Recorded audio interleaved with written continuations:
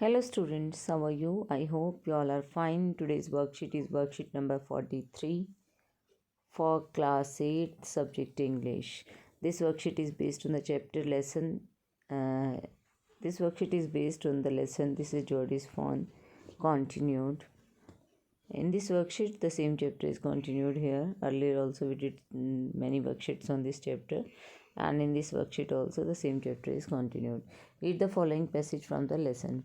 Passage दिया गया है एक लेसन से, उसको रीड करते हैं. He was afraid that it might kick and bleat at sight and smell of its mother. He skirted the clearing and pushed his way into the thicket. It was difficult to fight through with his burden. The fawn's legs caught in the bushes and he could not lift his own with freedom. He tried to shield its face from prickling vines. Its head bobbed with his stride. His heart thumped with the marvel of its acceptance of him. He reached the trail and walked as fast as he could until he came to the intersection with the road home. अब देखिए यहाँ पर ये episode बताया गया है कि वो बहुत डरा हुआ था, यानी कि जॉडी के बारे में.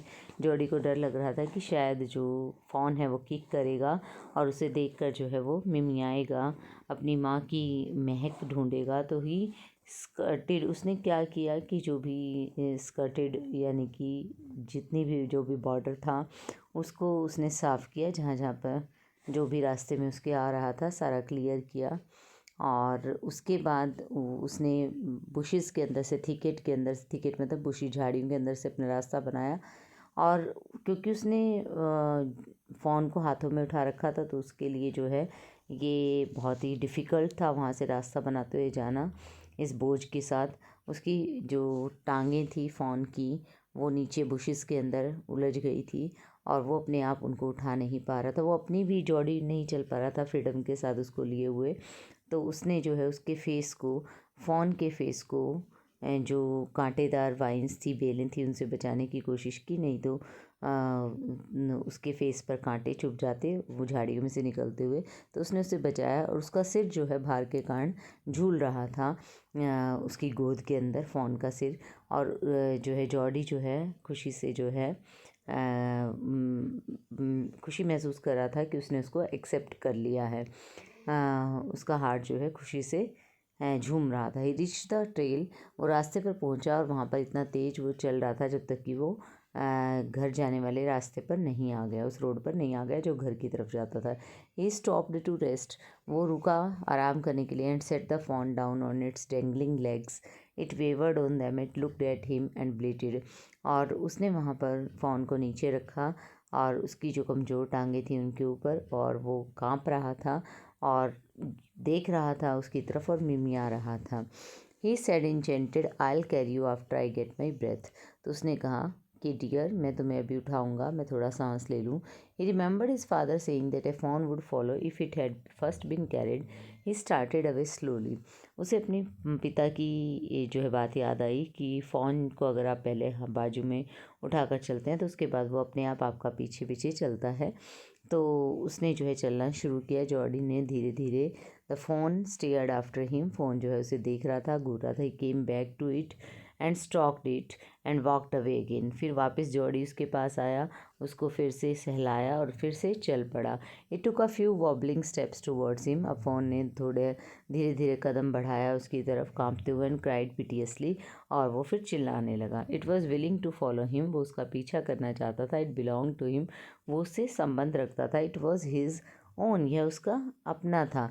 He was light headed with his Joy, वो खुशी से जो है उसे उसका भार महसूस नहीं हो रहा था खुशी से. He wanted to fondle it, to run and romp with it, to call to it to come to him.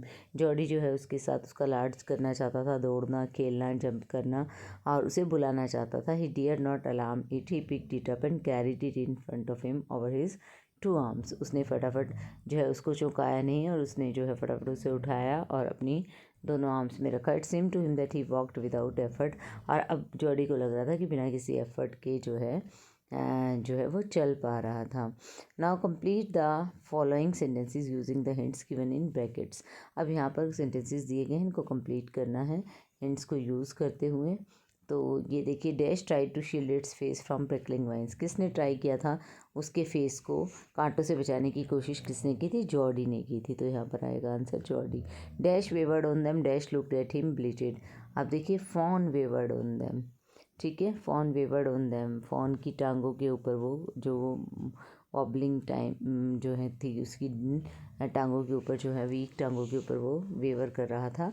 और वो जो है उसने फ़ोन नहीं देखा तो दोनों में फ़ोन ही आएगा। जॉडी की तरफ देखा और उसको मिमी आ रहा था वो। It took a few dash steps towards him and cried pitifully. तो वॉबलिंग स्टेप्स, यहाँ पर वॉबलिंग आएगा फर्स्ट ब्लैंक में और दूसरे में पिटियसली आएगा। और पहले उसने मतलब लड़खड़ाते हुए कदम लिए और फिर वो चिल्ला रहा था दया की उससे। ही रिमेंबर्ड हिज फादर सेइंग। तो यहाँ पर उसको अपने पिता की सेइंग याद आई है, that a fawn would follow if it had first been carried. तो यहाँ पर फादर ही आएगा, फादर की सेइंग को वही याद करता है। तो यहाँ पर हो जाएगा आपका फादर। तो यहाँ पर फादर आएगा, फादर पर टिक होगा। पहले वॉबलिंग आएगा और सेकंड में पिटियसली आएगा और दोनों में फ़ोन ही आएगा यहाँ पर, और यहाँ जॉडी आएगा। Read the story given below and then write your own story. Imagining you saved an injured bird or animal, you may use words from the box given below. अब देखिए, आपको यहाँ पर एक स्टोरी दी गई है, उसको आपको पढ़ना है और फिर अपनी खुद की स्टोरी जो है तैयार करनी है। Story saving an injured animal. Story दी गई है किस तरीके से एक घायल एनिमल को बचाया गया। When I was going home from school, I saw a small injured puppy on the roadside. जब मैं घर जा रहा था स्कूल से तो मैंने एक पपी देखा जो घायल था रोड पर। I went and bent down and inspected the dog. मैं उसके पास गया, झुका और मैंने डॉग को चेक किया। It was bitten by some other animal. इसको किसी दूसरे जानवर ने काट लिया था। I immediately gave it first aid and then took the puppy to the vet. मैंने उसको फर्स्ट एड दिया, फिर मैं उसे वेट के पास ले गया। Doctor examined and clean the wound and give some medicine. Doctor ने उसको एग्जामिन किया, चेक किया, उसका घाव साफ किया, कुछ मेडिसिन दिया। I took the dog to my home and give some milk to drink. मैं उसे घर ले गया, मैंने उसे मिल्क दिया पीने को। I made a place for the dog to sleep. मैंने उसके सोने के लिए जगह बनाई। The next day I asked for my parents permission to keep the puppy as my pet and they agreed. Next day मैंने अपने पेरेंट्स से परमिशन ली कि अब मैं इसको अपने पेट के तौर पर रख सकता हूँ। वो सहमत हो गए। Was really happy that I could rescue the puppy and keep it as my pet. मैं बहुत खुश था कि मैं उसकी जान बचा पाया और उसको मैंने अपने पेट के तौर पर रखा। अब आपको स्टोरी तैयार करनी है। इन वर्ड्स को यूज़ करते हैं। Help, wounded, first aid box, cotton, Dettol, cleaned, examined, offered food, water, love, happy, take care.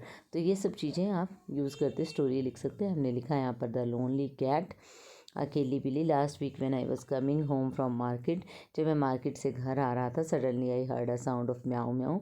मुझे अचानक से म्याऊ म्याऊ की आवाज़ सुनाई दी। I looked around and saw that a little kitten was sitting under a car and crying. मैंने चारों तरफ देखा तो मुझे एक छोटा सा बिल्ली का बच्चा दिखाई दिया जो कार के नीचे बैठा था, रो रहा था। आई वेंट नियर हिम, मैं उसके नज़दीक गया and found that it's leg is injured, कि उसकी, मैंने जाकर देखा कि उसकी जो है एक पैर घायल हो गया था। And it could not walk, वो चल नहीं पा रहा था। I picked it up and took it to my house, मैं इसको अपने घर ले आया। I cleaned his wound with Dettol, Dettol से मैंने उसका घाव साफ किया।